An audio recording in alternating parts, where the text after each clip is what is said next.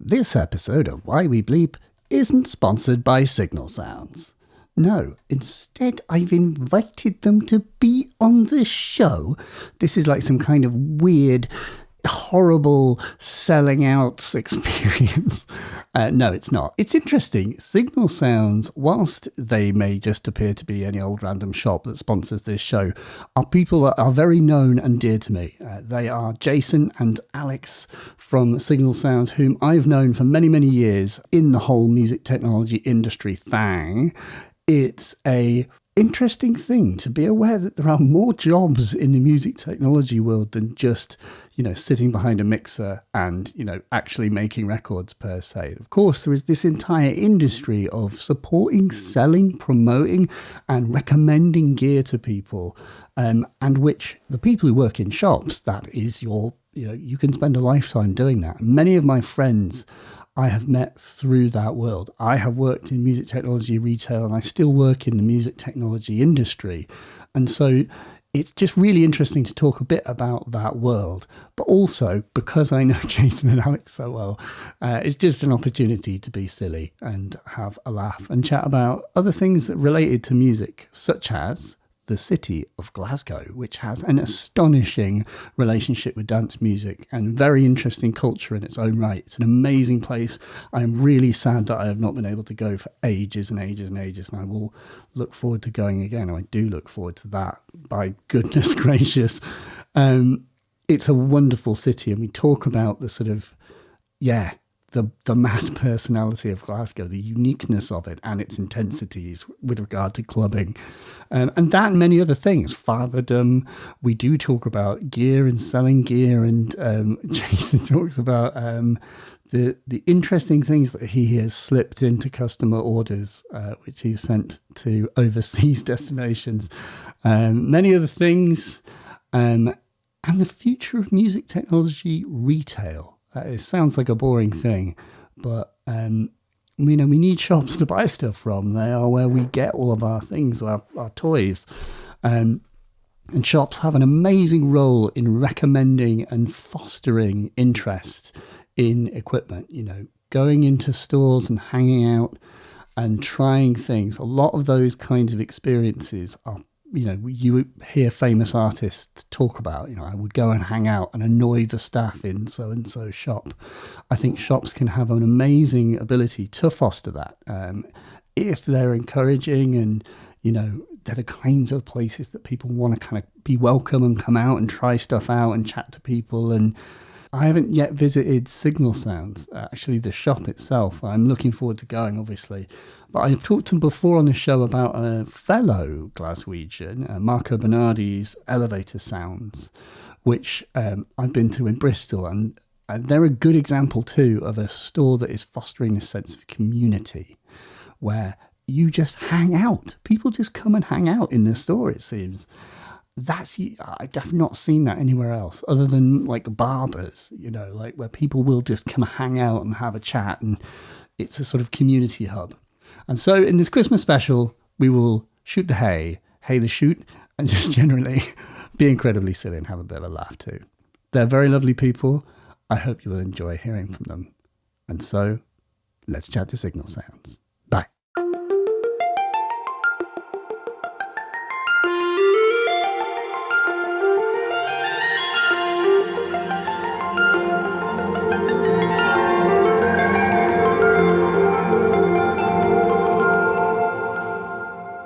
I'm going to hit record. I don't know what's going to happen.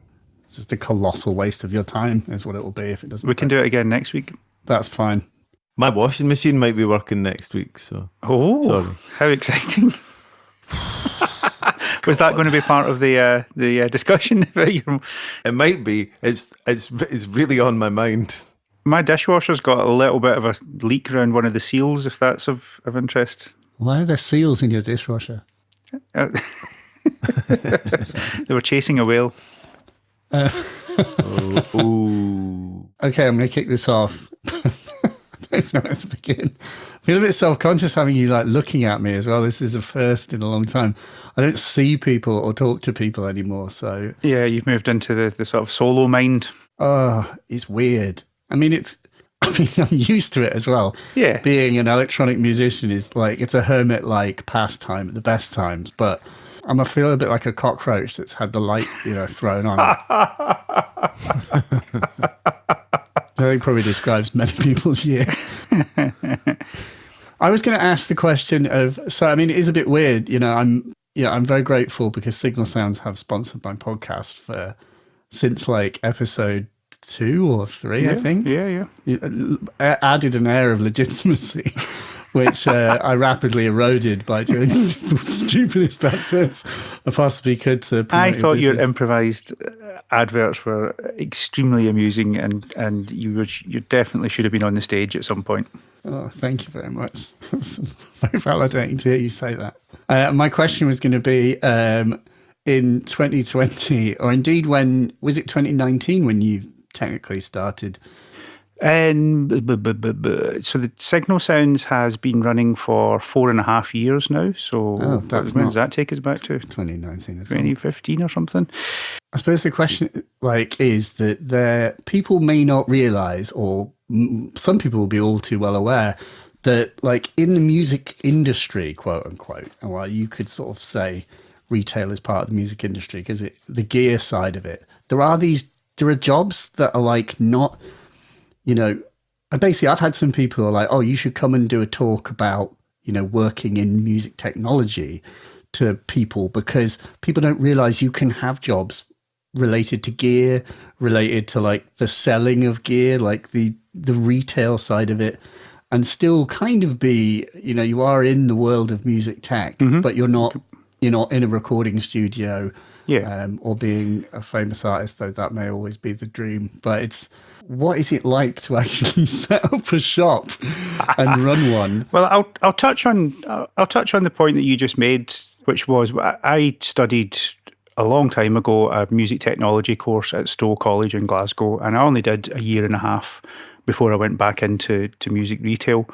And there was, I think, 22 people in our class and 3 other classes in the same year, all studying one form of music technology and recording.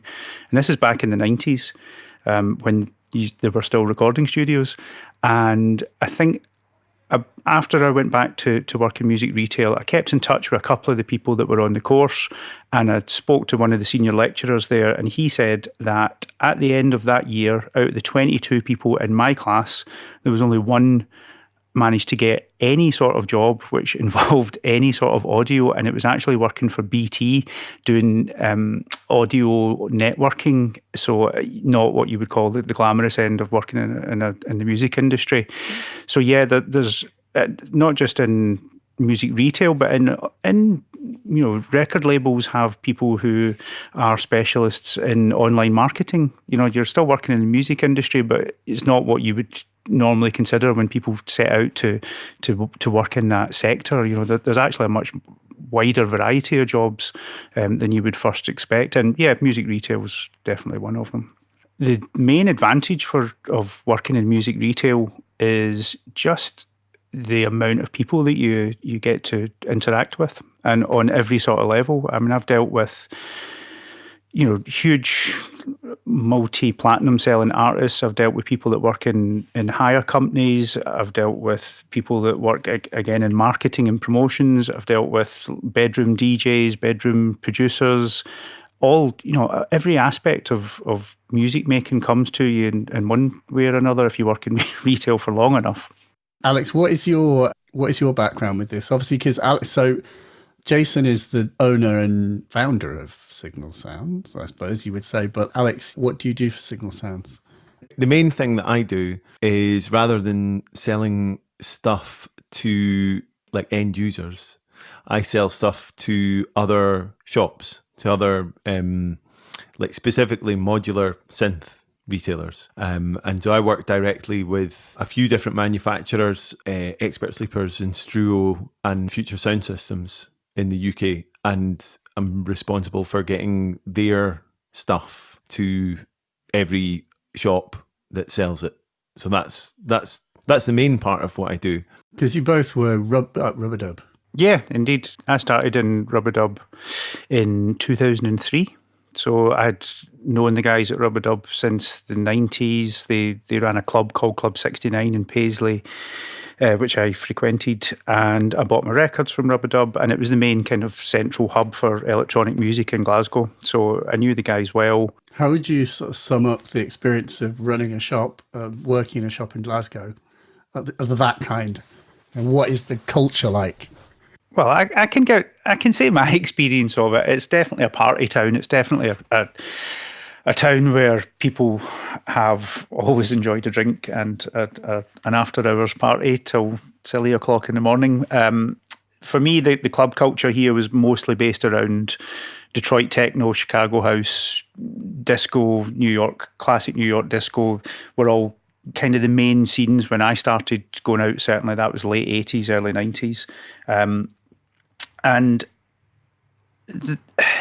the kind of people that you would experience, both in Rubber Dub and in sound control when I was in my early 90s days, there were labels like Soma that popped up in Glasgow that were very popular, signed Daft Punk back in the days.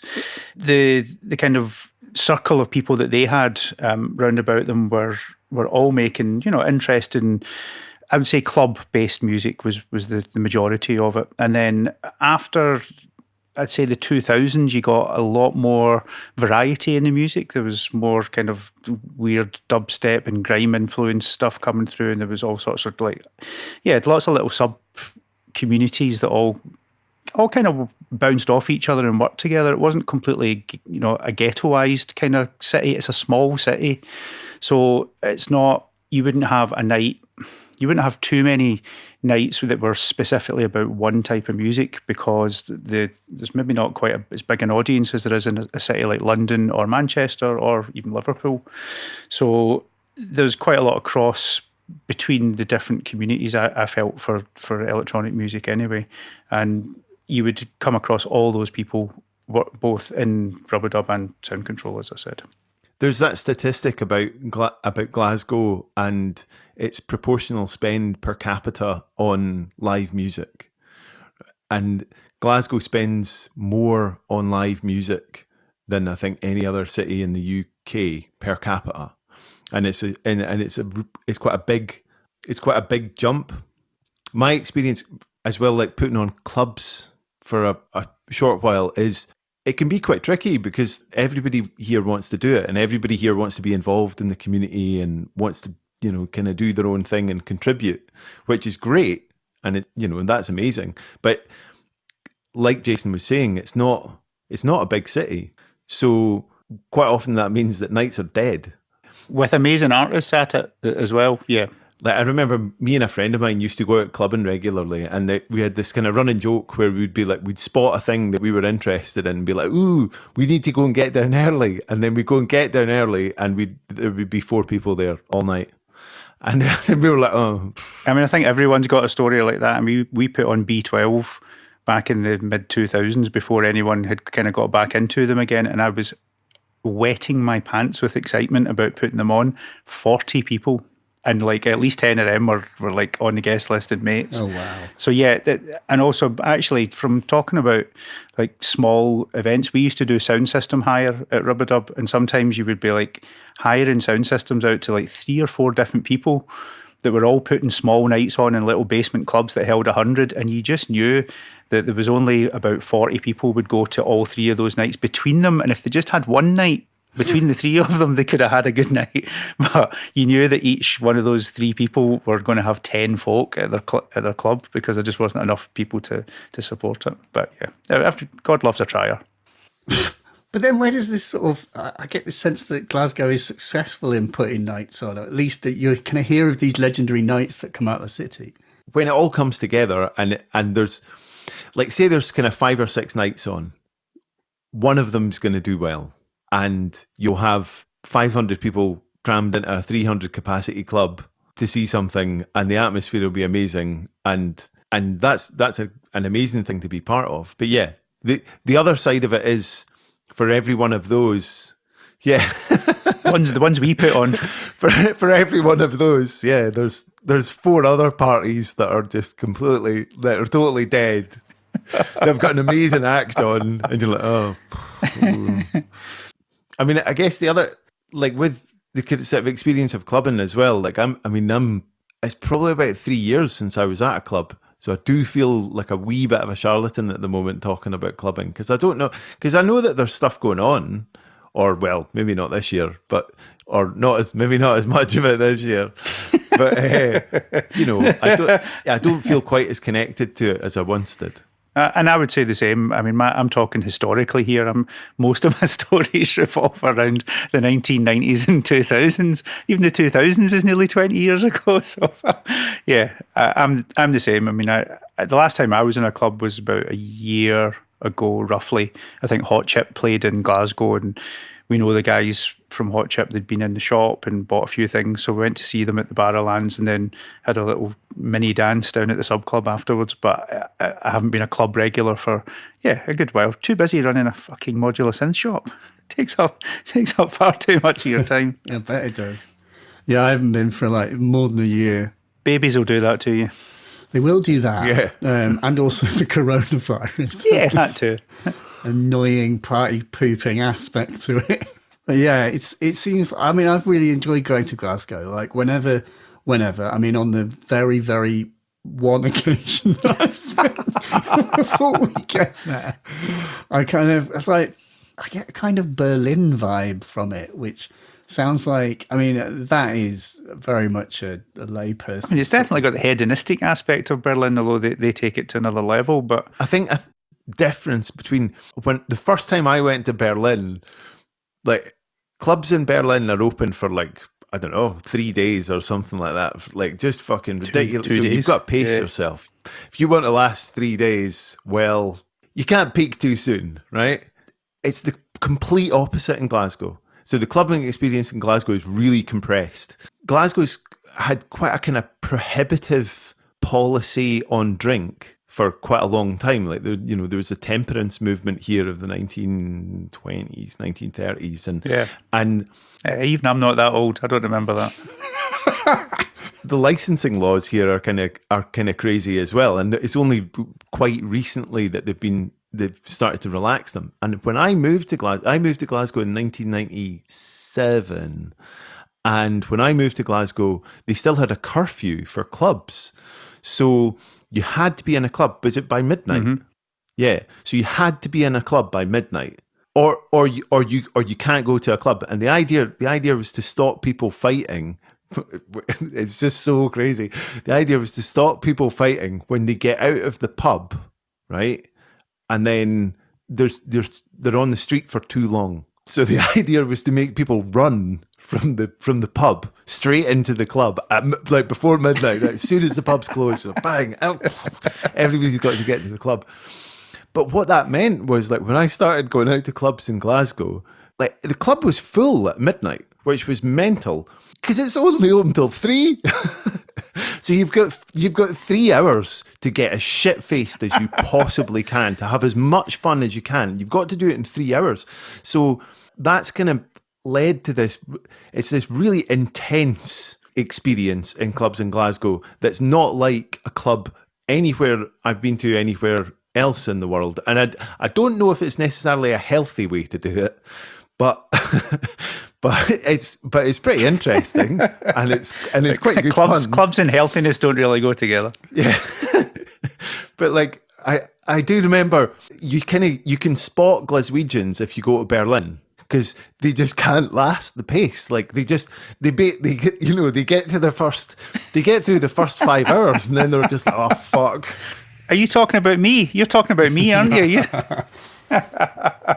You said you wouldn't tell. On the occasions when I've gone out clubbing in Berlin, I've been a bit like, oh, it's a bit boring, isn't it? Like, fucking, when does it kick off? You know, I've been here 2 hours, and it's still pretty mellow, and but it's a completely different atmosphere.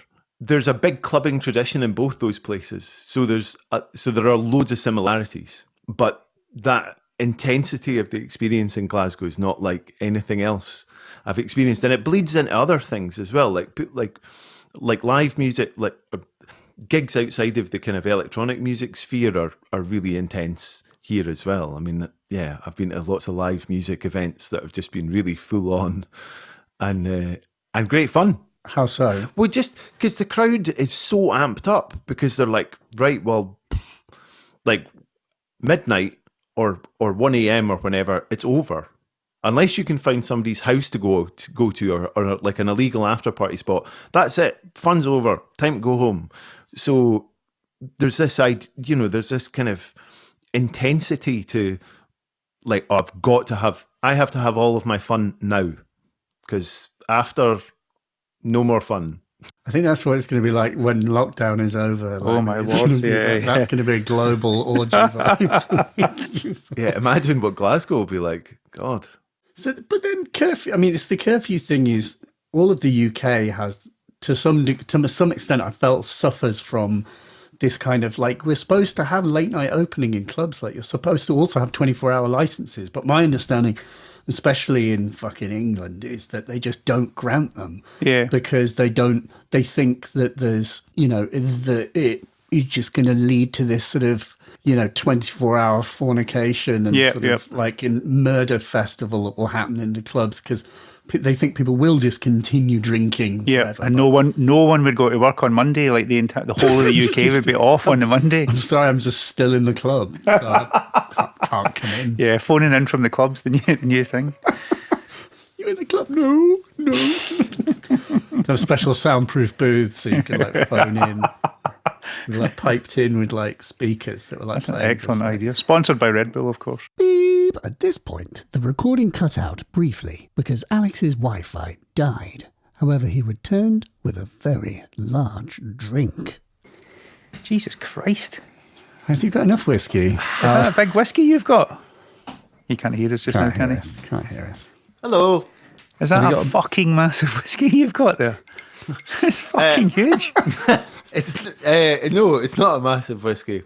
It's a whiskey mac because it's Christmas. Whiskey macs are great. I'm non-familiar with it. It's whiskey and ginger wine. Crabbies over ice. Yeah, it's really good. Oh wow! And it's the good. It's the double booze cocktail. 2 types of boozies. Yeah, if you just put 2 booze together, then it's more than 2. It's like 1 + 1 equals. See, I'm not really a big fan of martinis. Like, see a vodka martini, you're like, it's basically just fucking vodka. Yeah. Like, you don't drink straight vodka normally. Maybe you do. Maybe you do. But yeah, it's not the most exciting cocktail in the world. You need 2 types of booze, minimum 2 types. Rusty nails are good. That's another good one. That's quite Christmassy. Again, it's a whiskey-based cocktail. Whiskey and a whiskey liqueur. So like Glava or like Drambuie. A Drambuie or something. That's like having Coke and a Diet Coke. Yeah. Or Coke and Pepsi. Yeah. I just like the way they mingle together. Would they mix, or do they like stay separate in the glass when they're like oil and water? Coke and Pepsi. Yeah, no, you can't mix them together. You get sued. Just automatically. There's an automatic legal action. Bars Cola. Nonsense. You can add Bars Cola to Pepsi or Coca-Cola. To anything. Yeah. But is it bar that makes Iron Brew? Oh, yes. This is definitely something we should, people listen to this from all over the world. Can you describe the cultural phenomenon that is Iron Brew and the taste? Let's do the taste first. The taste it's kind of like candy floss and bubblegum mixed together. It's the liquid form of candy floss and bubblegum put together. So that's what it tastes like.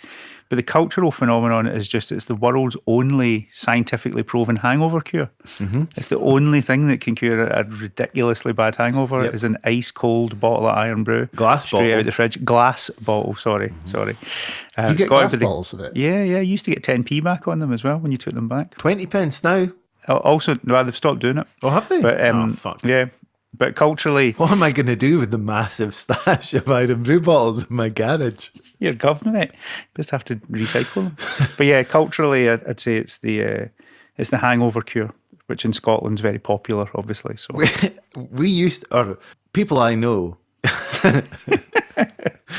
used to save up the 20 pence back bottles of Iron Brew and then take them to a corner shop and hand them over for a £3 bottle of really strong cider.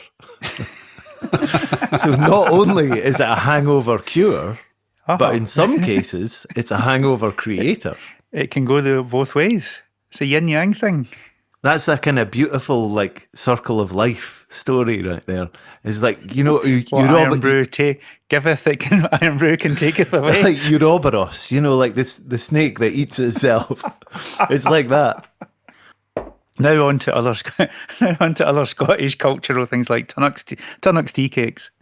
Did I ever tell you the time I put a Tunnock's tea cake in a guy's order and sent it to Kazakhstan? For a while I was putting Tunnock's caramel wafers in people's orders, just a nice little sort of touch of Scotland with their order, and I put a Tunnock's tea cake in because they didn't have any caramel wafers at the local shop. And Tunnock's tea cakes have got like a little foil covering over the top of them, but it doesn't protect them in any way. And I put it inside a Make Noise Cartesian system and sent it to Kazakhstan. Yes. Yeah, I'll leave it to your imagination. The guy was like, "What's this thing? What's this thing inside this really expensive modular synth I bought?" I was like, "Sorry." Had it melted entirely? No, it was more just broken and squashed and kind of wasn't recognisable as a tea cake anymore. It's a delicacy, mate. Yeah, Scottish delicacy. Mate. I sat on it before I put it in the box for you, mate. That's how we eat them up here. I'm very offended that you asked. I hope you enjoy my local culture's delicacies, yeah. Oh, shit. Anyway. You put haggis in orders as well, didn't you? Did you? So oh, fuck, did you put tinned haggis in an order? So that almost the same thing, except the customer actually asked for it. So it was a guy who was from Finland but was living in Berlin, I think. Experimental jazz musician who was into his modular synths, and we had a real hit it off straight away, like having crazy chat on email, back and forward, huge conversations, and eventually, I sent him his first order through, and he was like, "Wow, I'm really happy. This is great. Really good. We've got this relationship. I've actually been to Scotland." I was like, "Wow, cool." But he says, "I really like your country," which a lot of people say, beautiful scenery, and I don't mind the wet weather. It's all part of the charm of it. I love whiskey, which obviously a lot of people say as well. They like, or especially if you're touring the Scottish Islands, I'm sure you get some really nice stuff flung at you. And then he's like, "And I really like haggis." And I was like, "Fuck me, nobody's ever said that to me." So he put another order in, and I put a couple of caramel wafers in as I was doing at the time. And then I thought, God, he really likes haggis. You can get tinned haggis. So I ran round the corner to the local Tesco's and got 2 tins of haggis and put it in his order, and he freaked out and he put it on Facebook, and all these people started making comments about it. So for a laugh, I then put a tin of haggis on the homepage of Signal Sounds for £4. It's only £2 out the shop. And people actually started ordering it as well. So I was selling haggis. That is how you start a business, I think. Give this man a diploma. But of course, it was at the time banned in America. It was subject to regulatory review because there's offal in it, and the Americans wouldn't take it. Because it's awful. Because it's awful. It's not awful, but it's got awful. It's not awful, it's delicious. Yeah, really exactly. Nice. So I had to be careful who ordered it and who bought it. But then, yeah, so that was my haggis export experience. It's a crazy world, modular synths. Yeah, exactly. Anything to get an edge.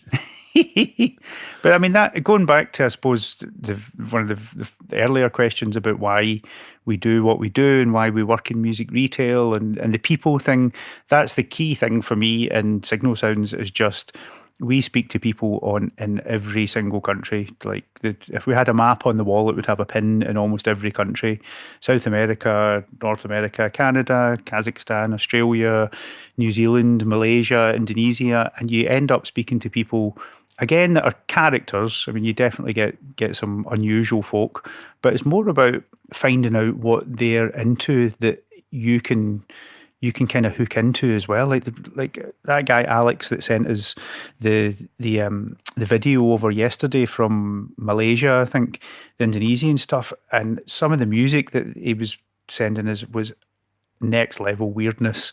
But it's amazing when you find that you've got a common sort of, the old cliche about music being in an international language and so on. But it's true. I can speak to people who live a completely different life in a different culture, and you've got one thing in common. And even if it's just your passion for music, whatever type of music it is, it makes what can be a difficult job really interesting sometimes, because you just come away from an email conversation sometimes going, fuck, that was amazing. I would never normally have got a kind of cultural exchange like that without actually traveling to that country and meeting those people. Before I worked in retail doing like pro audio, like kind of music technology stuff, I worked in hi-fi retail. Before Jason offered me a job at Rubadub, because Jason actually offered me a job at Rubadub, so it's his fault. And then He is to blame. But at that point in my life, like I had a kind of choice where I was actually being offered another job at the same time, which would have been a kind of progression of the kind of hi-fi retail job I was doing at the time. And it was significantly better paid than going and working in Rubadub, and would have been a lot more senior. And like, I think I would be much less interested working in retail now if I wasn't working in like a sector of retail that I am personally interested in. Like, if you're really, really interested in hi-fi, and I was kind of interested in it, then you would probably have the same experience going and doing a hi-fi or working in the kind of hi-fi retail sector. But I wasn't that interested in it. I was much more interested in music technology and synthesizers and in making music than I was just in hi-fi audio. Part of the reason to do this job is because I'm interested in all of the stuff that we sell. Like I'm actually interested in all of it, and in the manufacturers and in the people that buy it, and that's what makes it worthwhile. Yeah, I mean, going on that point, the manufacturers is the other side of the equation, which is, again, you're dealing with a real diverse and really, really interesting bunch of people, most of whom are fairly obsessive about what they do, which in my book's a good thing.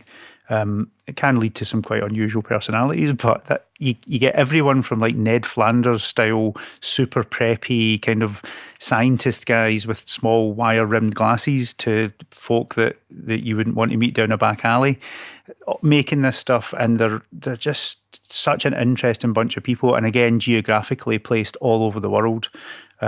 Which again means you're dealing with people from different cultures and finding out about what their city's like, what their musical background is, because not everyone's a sort of house techno or electronic experimental guys. Some of them are coming from a completely different angle, and then finding out that some designers in Eurorack aren't musicians at all, and that they sometimes struggle to understand why musicians want certain features built into their products, because they're not actually musicians. They're electronic engineers that understand a bit about they're circuit geniuses, but they don't understand exactly how people will use the stuff.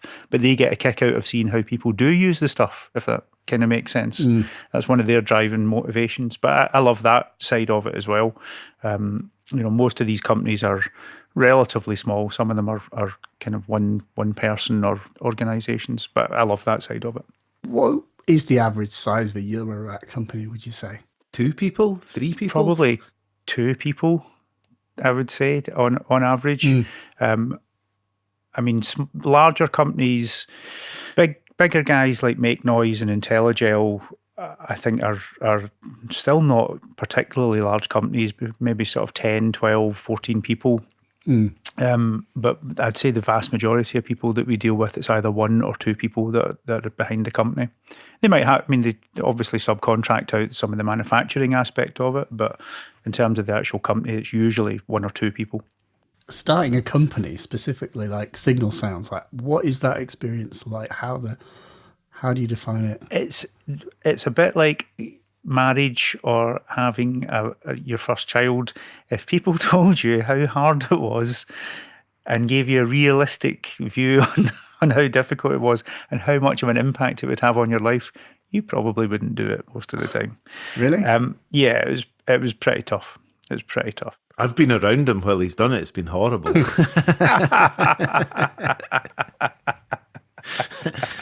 And I'm saying that in jest. It's just hard. It's just really difficult because you generally don't have anyone to fall back on. And in my case, my entire family are kind of dependent on me and what I'm doing as a day job, and they support me immeasurably doing it. In particular, my wife puts a lot of effort into helping me and supporting me and directing me when it's all going a bit wrong. But in terms of the ins and outs of setting the business up itself, it's surprisingly difficult to raise funds in the UK for even a business which had a track record already.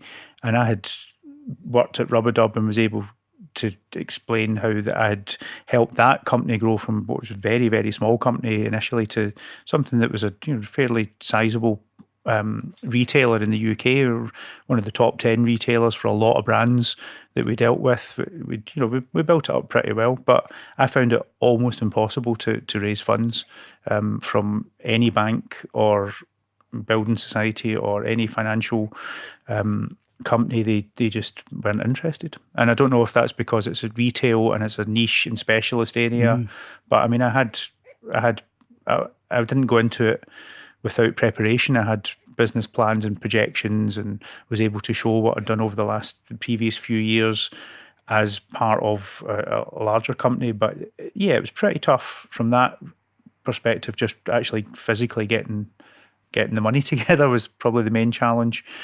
I'd already been running the company, and we had a website and we had a presence. All those things were kind of there already. All we had to do was move to a new shop and kind of put our own identity in there and sort of take it forward. But yeah, it was pretty tough. I suppose it's like buying a house. I mean, you're borrowing a lot of money, perhaps sometimes up to £500,000 in order to live in your house, and you've got the hope that you would pay it back over time, and that you can cope with all the stress and the difficulties. And yeah, I suppose it's kind of similar to that. I got involved with Signal Sounds when it was about to transition from being under the umbrella of Guitar to being its own entity. So I kind of watched Jason do all of this, and I'm very grateful because, like, I know I was kind of joking about it was horrible, but I mean, you can see the pressure. Like, it's a huge thing to take on, and I'm very grateful that Jason was doing that and it wasn't me. But also, I'm grateful that because Jason's capable of doing that, and I don't know. I mean, I don't know if I'm capable of doing that or not because I haven't had to do it. But I can see from watching somebody that I'm close to having gone through it how much pressure there is, and having recently become a parent and having been. I got married 5 years ago. I hope my wife doesn't listen to this. Unlikely. Like, I can see, yeah, I know. But I can see that those comparisons are true. Like, it's a fucking really big undertaking. It's a major life event. It's really big, and it's I mean, but we've had obviously we've had this year.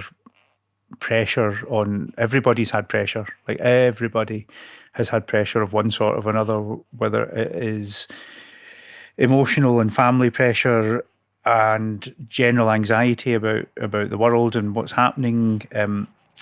That's all been there for everybody. So that this year's been really tough on a lot of people. So I am, although I'm saying it was difficult, but this year in particular has made me really thankful that what we've got and how we've managed to sort of steer our way through the particularly difficult 2020 as a retailer, and just I don't really see it as a retailer as such. For me, it's a platform for the people around about me to be successful and to do what they love doing, and for the people who buy from us to have success and create interesting music and interesting instruments. That's what Signal Sounds is really there for.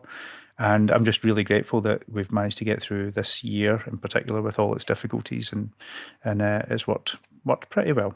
Yeah, I did, just to kind of echo that last thing that Jason was saying, I was speaking to a guy I know who works for Ableton, and this was at Loop a few years ago, and it was definitely at a point where I felt a bit jaded about working in retail. Mm-hmm. And I was talking to him about his experience working for Ableton and how, you know, how it was all going. And I can't remember exactly how he phrased it, but he was just kind of talking about how what we do is we foster a community. So we foster a community of interesting, like-minded people around us. That's what we're here to do. Sales come from that. Like you're going to make sales as a result of doing something like that. And that's kind of, you can't think about it as like, oh, you know, being the kind of Gordon Gekko style money-focused retail guy. That's not a very interesting thing to do. And ultimately it wouldn't bring any of us here any pleasure doing that. That's not that's not fun. That's really kind of, you know, doing something like that would be really mercenary and horrible, and you know, yeah, would be shit. So trying to do something good, like trying to foster a nice community of interesting people who make stuff and interesting people who are going to make stuff with the stuff that we're selling them. That's what we're trying to do, and that makes it good. Yeah, that's definitely what gets me excited when I know that I've got someone that I'm dealing with, and you introduce them to either a completely new idea or a new module which has came through, which has something pretty unique about it, and you just know, I'm going to email this person and they're going to see this and they're going to freak out. And it's actually not about me selling them something. It's about them taking something, building it into their unique instrument that they've made and doing something really interesting with it, and then getting back to me and saying, thank you for introducing me to that idea or that particular module, because it's really changed what I do, and here's what I've done with it. You know, that's the part that I love. And I suppose, like you were saying with Ableton, they don't consider themselves a software company so much. They do consider themselves as someone who's a company that's created a platform which allows people to express themselves, and it just happens to be a piece of music software. It's a similar outlook that I have. Certainly, we're not actually completely welded to only doing modular synths.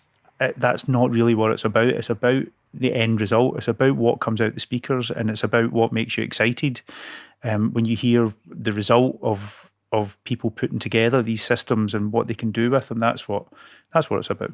I can definitely say that videos I have made when I've been, you know, I'm getting paid sometimes to make a video. I don't make the video because I'm getting paid. It's about showing someone a creative option, isn't it? It's like saying, you could get this, and if you get this, this is what's going to be possible. You know, this is a possibility. It's like and it's one of the questions that I had, which is something that I think about a lot. Is like, what actually makes people want to buy something? It's like that whole, like, what pushes the yes button, like, and I don't know if it's just like a groovy riff, or for me personally, I'm like, I think it's that sort of like classic sales thing. It's like, it's supposed to be when someone can see themselves using something and getting an amazing thing from it. And obviously, like, the sort of Mad Men world is like, you know, you create a world that a person can see themselves in, and it fulfills your wants and desires, etc., etc. Yeah, it's kind of, that's sort of a bit abhorrent now, but I think it is true that it's, you know, it's seeing yourself doing stuff. I wondered what you thought about, you know, what does make people buy stuff? What are people buying? Well, there's a couple of answers to that, or a few different ones. There's definitely an aspect of herd mentality in Eurorack. There's definitely certain manufacturers can release a module and everyone will jump on it straight away. I'm not saying that that's a bad thing, because if Make Noise release a module like the Morphogene, yeah, people are going to grab it because it's fucking amazing. And there are other manufacturers that make things similar quality that people just get hooked into straight away. So that there's a certain herd mentality there that people dive in because it's the thing that everyone's into at the moment. I'm always amazed when people explain why they've bought modules, that a lot of people have their own unique take on what they're going to do with it. And I think that's the thing that there's a couple of things about modular synths in particular that interest me. One of which is the kind of tactile nature of it. It's something that appealed to me, having used mostly computer-based recording software and instruments during the 2000s in particular and 2010s, that I just became less and less enamored with the results that I was getting from it. And first of all, when sort of small desktop synths started appearing, and then drum machines, and then the modular synth thing exploded, that was when you had your hands on things for the first time in a long time. And that made it really interesting for me in particular to kind of have that touching and interfacing with an instrument.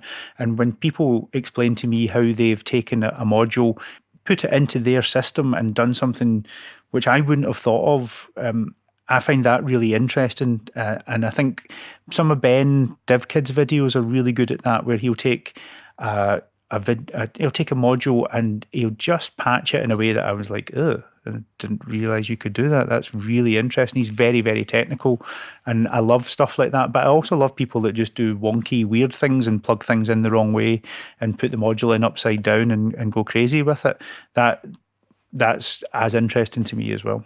I've had the opportunity to do a few workshops with young people and modular synths, and I've taken like a 6U system with me.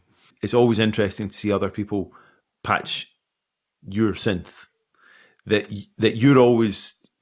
you're kind of used to using, and as free and as open as the modular synthesizer format is, I should say, you get caught in little routines.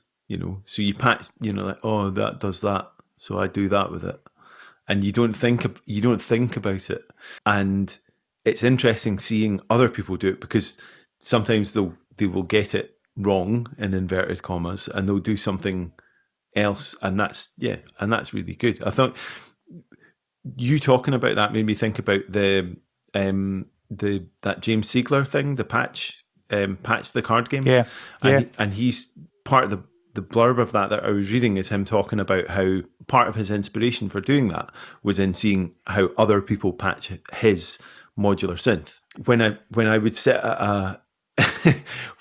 at a musical keyboard, like when you sit at a piano keyboard, I just play the same thing over and over and over again. One of the nice things about modular synths is different types of synthesizers is they can take you away from that, and they can take you into that point where you're like, oh, well, I wouldn't have done that. Or not, well, I wouldn't have done that, but but that's good. Oh, but that, yeah.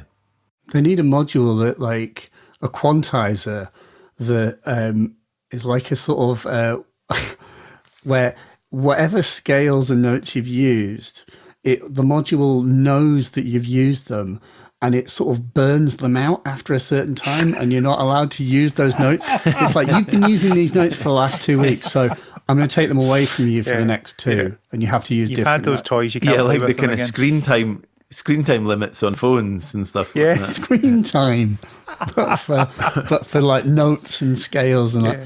You can't do black keys today. No black keys. You can only for switch maths on for like 72 hours at a time, and then it won't turn on for 26 hours. You're like, oh, can't use something else. I don't know what to do. That's a great. I did this. You could have a really evil power bus that just turned modules off at certain times. That's a wicked idea. You could probably hook that up with the ADAC, the power starvation thing. You could probably hook something like that up with that. You could have it on a sequential switch so that it like kicks in every, like, I don't know, send it a gate and it just switches your module off. I mean, those cards are really interesting. They're kind of like Eno's oblique strategies thing, but very specific to the format or the open format of modular synths. I think it's a great idea. I really liked it when I saw it. Yeah.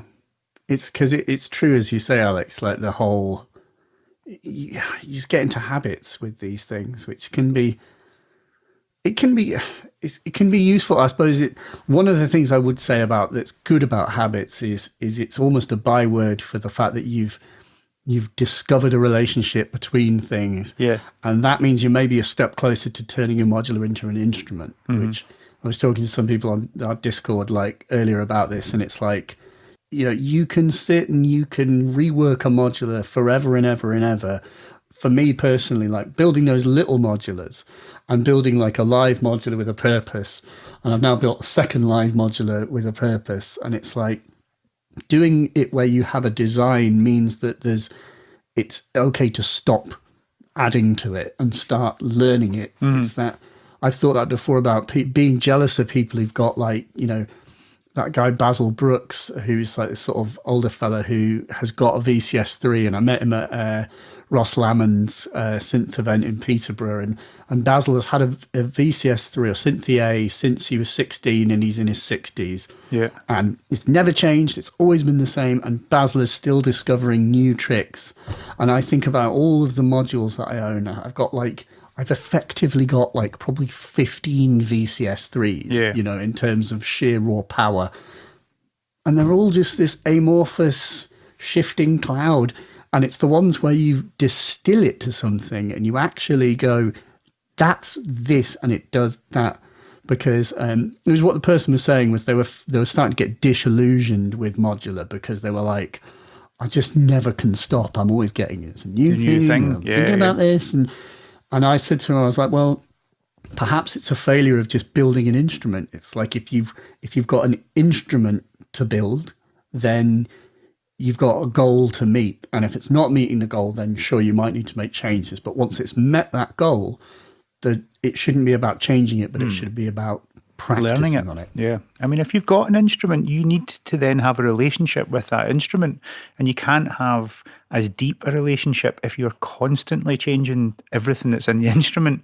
If you're constantly looking for, you know, the next killer sort of oscillator module, or you want to change from, you know, I don't want analog oscillators anymore. I want something that only does wavetables, and then I want something that does wavetables, but I want it to have FM so that I can FM my wave. You know, if you're constantly changing the roots of that instrument, you'll never learn it inside out. In the same way that if you had a violin and you tried to play it with a stick of celery, and then you tried to play it with a carrot.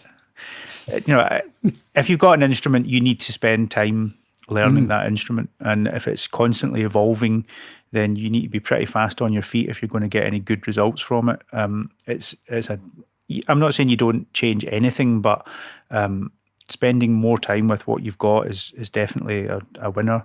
I saw Morten Subotnick and Suzanne Ciani at an Ableton Loop event, and I think after Suzanne Ciani, neither of whose music I'd ever heard before. I come from electronic music, from a Detroit techno background. I'd never heard any of that type of stuff before, and I was genuinely kind of blown away, especially with Morten Subotnick, because there were certain parts of it that were just complete sonic assault. It sounded like Autechre to me. And I kind of sneaked up on halfway around the back of the stage after the show and looked at the setup that he had. And it was this little Buchla 100 system, and it had about 9 modules in it, and you could fit the whole thing in a backpack. And it was phenomenally like compact. And to me, it sounded like he had an arsenal of, you know, insanely large sort of modular synths when I was listening to it. So I was really impressed with that. And then I realised he'd been using that instrument since the early 70s. And the same with Suzanne Ciani. She actually said in the interview after her concert that she'd had the same 5 notes in her sequencer since like 1972. The same 5 notes, exactly the same. She hadn't changed any of them. So, but that made me think about someone that has a long-term relationship with their instrument, and then what they can do with it, and what those people can do with their incredibly refined instrument is they can play it. They can play it and it blows you away with what they do. So, yeah. Buy less modules. Don't buy any more modules. But if you are going to buy some, down with retailers, definitely buy them from us. Yeah, for that one final one. Yeah, just that one little extra one. I think that. So I had a funny conversation with Tony from Make Noise at Super Booth. I was talking about an experience where I'd sold somebody a shared system, and quite quickly they'd come back to me and gone, "Don't like it. I want to send it back." I was like, "Well, okay. You can send it. That's fine. But like, have you tried this? Have you done, blah, blah, blah. Like, here's a few things. Like, I don't have a shared system, but I've got most of the modules that made up a shared system at that time. And I sort of said like, well, have you tried this? Have you tried that? And he was like, no. Okay, well, go try these things out. Like, this is a good way of using this instrument. He kind of said, well, okay, I'll go and try that. And then he can come back to me and was like, well, maybe I'll hang on to it for a bit longer. And I had this conversation with Tony where, like, you can't take a guitar back to the guitar store because you're like, I tried playing Eruption by Van Halen on it, but I can't. So I need to give it back because this guitar is shit. And it's like, well, yeah, dude, it's an instrument and you've got to learn how to fucking play it. Like, you can't just like, nah, it doesn't work. It just makes this weird buzzing sound. It's like, well, yeah, there's kind of an investment of your time that we expect you to make in order to get to know this thing properly. And that will be an enjoyable experience. Like, it's not... We're not trying to make you go through like this isn't about somebody having to go through like some weird like Hadean punishment, or like, it's like just learn how to use the instrument. It's good fun. Like, this will be an enjoyable journey. You'll get more out of it, but it's not a short. It's not a short journey. There's not a shortcut. Yeah. That can be a funny experience when you're dealing with people who are getting synthesizers. And I think we're really lucky in that like pretty much all of our customers know what they're doing. We don't have to deal with people who are buying things that they don't know what they do. We've got a really informed audience, and that's really nice. But yeah, there is definitely a kind of, I think you can maybe hear Max. It's his bedtime. I'm completely distracted by him now. I can't think what was saying. I learned recently, I don't know if you saw, I posted it on Twitter, but I read this book, Man Watching, which is an exciting title. But it's by a guy called Dennis Morris, and it's about, I think it's Desmond Morris. Desmond Morris, yeah. It says, in Man Watching, they did the experiments where they measured pupil dilation of men v women, and it was men and women who are married or not married, and men and women who are married and not married who also had children. And the pupil dilation was in response to seeing pictures of children. And like, does your care circuits, does your brain light up, and it showed how women's pupils dilated almost universally at seeing pictures of children. Women were predisposed to sort of care, experience this like visceral, caring, loving reaction. And interestingly, it said men's pupils constricted when seeing children in all circumstances, except when they'd had a child of their own. They'd had when the experience. That man had had a child of their own, then their pupils dilated. And there was this huge difference between the dilation of pupils. I was like, that is... And actually, I'm starting to see, because I'm seeing, especially in your, from the world of advertising, how influential advertising can be, but adverts that are involve like young kids and an appeal for, charity appeals that use like small, big, and they work on me now in a way that they didn't work on me before I had a kid. Completely. Children in Need's a killer, man. Like, see, once you've got kids, you can't watch Children in Need anymore because you're like, give them £200 right away. just take it. If you think about it from a perspective of, for a man, the whole thing about pregnancy and carrying a child is quite an abstract thing, and they've not met the child yet as well. So some men do find it quite difficult to bond even in the early days, because they've not been through that experience of carrying that child inside, and for them it's an inconvenience a lot of the time, in terms of you're not. I suppose you're not growing that person inside you, and you're not having that direct experience. It is something that's quite abstract from you. It's just a bump. But my experience of that was like, I knew it was happening. Like it was all real. It was all happening. But it wasn't until we were about a fortnight out from. So Caroline had a section, so there was like there was a date that's happening then, and it wasn't until we were about 2 weeks out where I was like, oh fuck. And then again, so there was one like, oh, fuck. Oh, right, okay, now that's happening. Oh, this is really happening. Okay. And then another one, literally in the operating theatre. Like, I had these two, like, very obvious, definable, like, fucking penny drop moments of just like, because when you're like 3 weeks out, you're like, well, pretty much a month. That's fucking ages, isn't it? And then it's a fortnight, and you're like, oh, hang on, a fortnight. That's a very short amount of time. And then, like in the operating theatre, just like, oh, okay, fuck. I guess there's no going back now. Aleks, why are you looking at your watch? Just see how much time. Hey, this shit's real. Yeah. Pretty good. Like, I do remember being in the operating theatre, which I can only. It was a lot like being in, those like theatre productions where it's like, have you heard, the ones where you like walk around and there's like actors around you and it's like pretend scenarios. Yeah, immersive theatre. It was like and I wasn't literally in theatre as well, but it was like immersive theatre. It was in that sense that it almost was like people playing roles. Like I was watching the anaesthetist brief the room and so on. I remember sitting there like smiling like I was high and just sort of like, this is wonderful.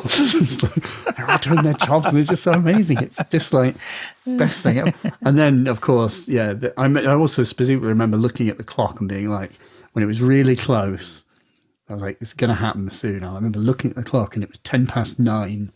And I was like, very soon it will be the time that I will always think about as the moment of his birth or their birth, which was sort of weird because it was like 9:13 became like the time. It's like very odd.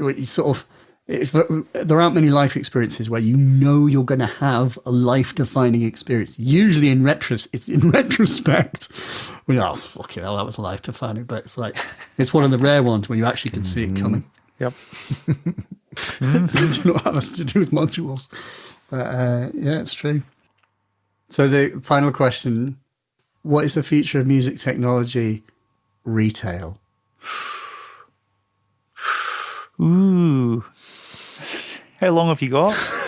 Oh, I really need a way. For me, my view on it is that we're working in quite a small niche bubble of the music technology industry, and we're fortunate that we've got quite unique products, and they require quite a lot of specialist information and experience to be able to sell properly.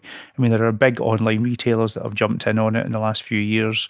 There's various people that are quite happy to just flog boxes and not really know that much about it. But I would say that the people that are doing really well out of it are people that have got good experience and are specialists in their area. And for me, that's the only way for us to survive, because music and shopping in general is now predominantly online, and I can understand that, especially if you're talking about a specialist shop. You need to be in a city that has a specialist shop if you want to go in and deal with it on a personal basis. Chances are that's not really the case unless you live in Bristol or Glasgow. There's not that many specialist modular stores that you could visit. Even in London, there's very, very little. So everything's moving online, and eventually everything will be on Amazon, full stop. Like, they are the people that are taking over in every single area of all forms of commerce. They are taking over. So at some point, what we are doing will be on Amazon. And as much as people like to say, oh, I support the small independents, if they're on Amazon Prime and they can get a stackable sent to them tomorrow for nothing, for 30% less than we're doing it for, it'll be there. It'll be something that's the big challenge for us. But the only way that we can hopefully maintain a presence and be successful in what we do is keep up the personal relationship that we've got with people, so with our customers. So I suppose for me, the future of music technology retail is nothing to do with the actual products themselves. It's not about new synthesizers coming out. It's about us maintaining a relationship with the people that we deal with. The future of music technology retail for us is coming back to this idea of fostering communities. You know, that's what we're here to do, and that's what we should be trying to do for the future of Signal Sounds. That's what we're going to do. One kind of encouraging thing that I see, because a lot of what I do is working with other retailers, one encouraging thing that I've seen, since I've started doing this is the shops that are placing the biggest orders, by and large, are shops that are doing that are specialists, and that seem to be fostering a sense of community around them. And I don't think it would be appropriate to kind of name names, sort of like say, oh, this shop's good, this shop's shite, you know. But like, it's quite encouraging to see, because you might assume that, like, oh, well, they're just like a wee specialist store that just do this and they can't do that much business. It'll be like some big like chain store that's going to be doing all the business. And that's just simply not the case. Like, the shops that are doing interesting stuff and that are fostering community seem to be doing quite well. And shops that are spreading themselves too thin, that are trying to do a bit of everything, it's obviously, it's very hard to compete with people that are massive and that have got loads and loads of spending power. And as Jason is saying, everything's going to be on Amazon eventually. But yeah, it is nice to see the little guys doing really, really well. And hopefully we'll see more of that. Yeah. Agreed. Right. Thanks very much. You're welcome. Thanks for having us. I need to go and pour another Whiskey Mac. Hooray. Merry Christmas. Yeah, Merry Christmas. Merry Christmas to one and all. Merry Christmas, everyone, and a happy holiday. And fuck 2020. God, don't worry, 2021 is going to be even worse. Get to fuck. Get yourself to fuck 2020. No, that was good, Alex. Thanks for having us on. I really enjoyed that. Good chat. Yeah, thanks.